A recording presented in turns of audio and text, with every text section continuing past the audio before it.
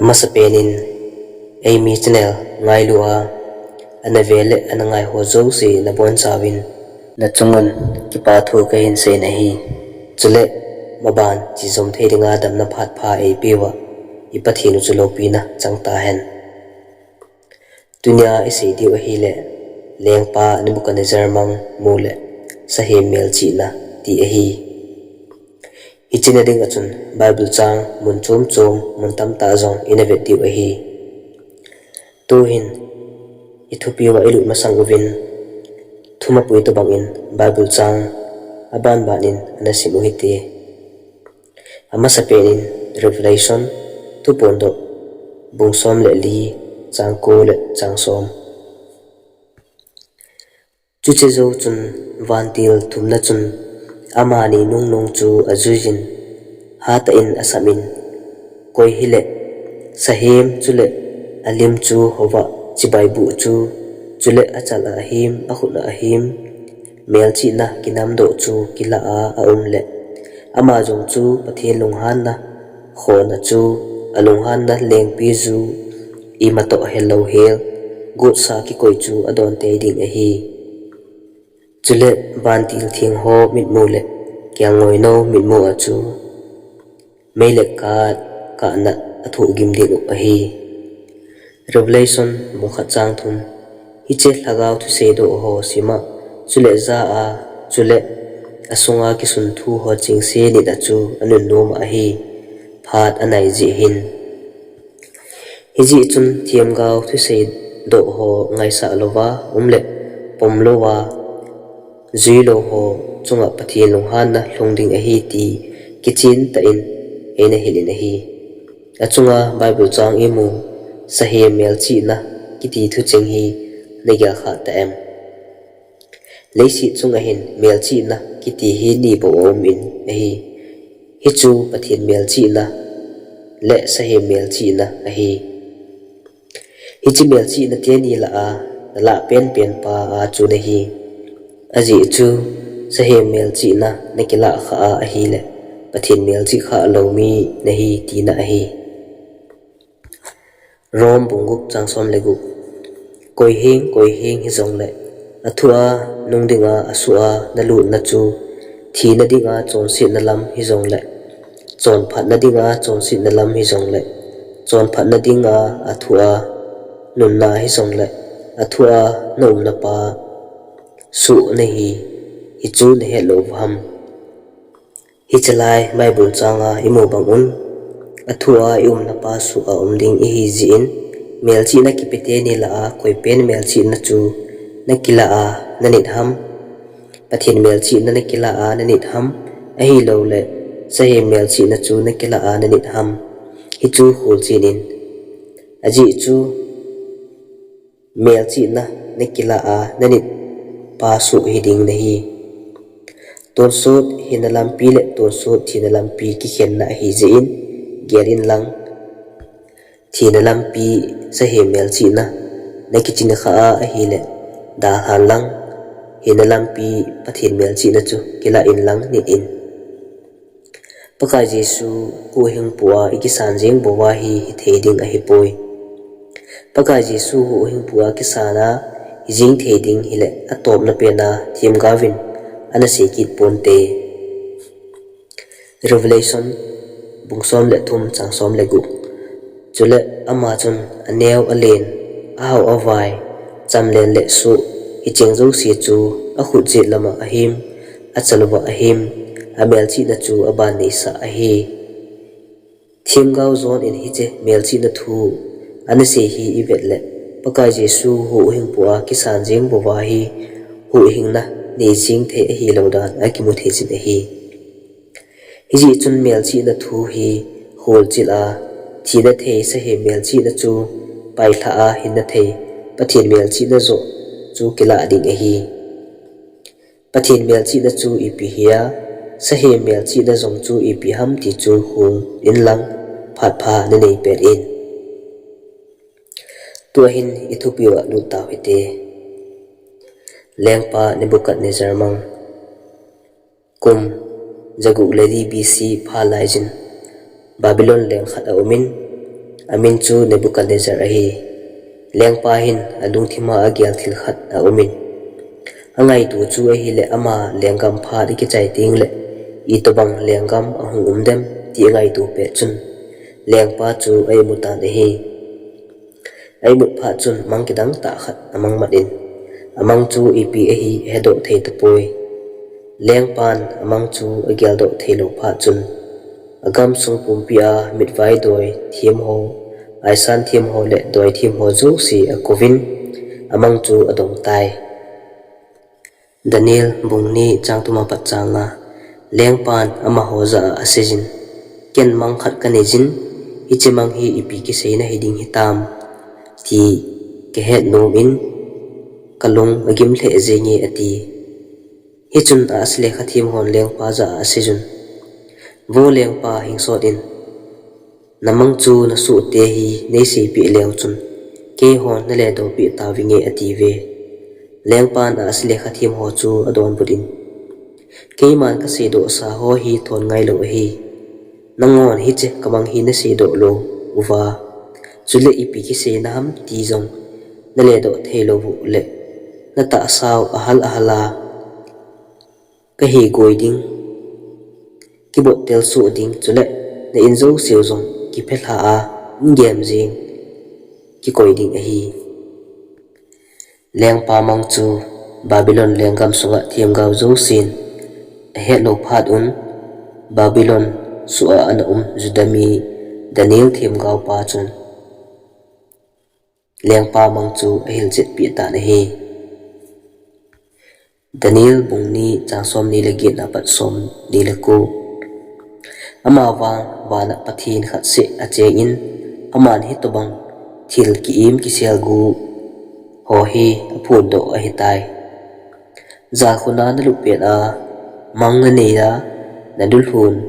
koma thiam gaw thil mu bang na mu chu hi chi hi hi vo lengpa za khuna na lupet chun khodunga ipi hungsu ding ham tin nangman lungtam pi na yal tai hiji a chu thilgu kisel ki im phung do ji pathinin ahungsu ding thil chu na henga a hin phun do a hitai achunga imu bangin pathinin lengpa koma he sa num ho manga an he sa ho chu anuya bangin Daniel thim gaw pan lengpa mang hi a hil chit pi tai Daniel bungni changsom thum lekhana pat som thum lenga vo lengpa vetan nangman milim lin ta khat namoi hichi milim chu anasan awa pem pum jing in na ang sunga ahung dinge alim sudan chu kicha da the jinge alu chang chu sanathing sel hoita ahin aom thang le aban jang te ni dangka jing ahin oi pu le a khial dung sum eng jing ahin akeng te ni thi ahin chule akeng phang te ni chu thi le le sit ki hel tong to bang ahi nangin naga vetna ahi le mi hem khuna ki sui ki kheng jong hilo sung tum khat hin milim chu akeng phang te ni chu thi le le sit ki hel tong to bang lai ta ahin sepin akeng phang te ni chu asep ke hil tai chuphat in thi zong le si zong sumeng zong dangka zong chule sanage gizin ake su helin agi khen su ke jun ahal halin ahlavin nipi laya chang phola chang si ki themang tobang ahi ta ve abon chawin hujin ahlo mang su helin ahal si khat jing cha zo akimunu zo tapoi ahin la milim set ke apang song tum chu mul sang len ta in ahong ki khang do in lisi pumpi adim set tai achunga ki seile milim len ta lengpa Nebuchadnezzar mang hi mang kitang ta le mang saw pen hi ta san umin hi hiche milim len hin gentle phat sung gentle government phat sung level sai le hi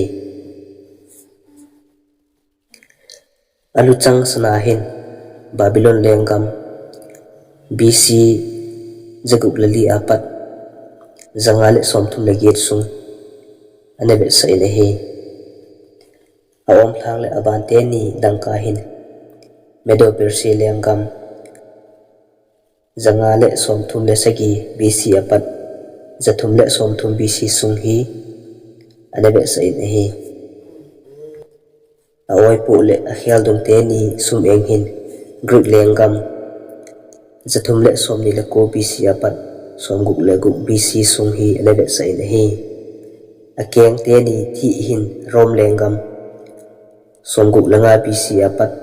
edi sang le jasagi le som kurgi sunghi anabe sa inahi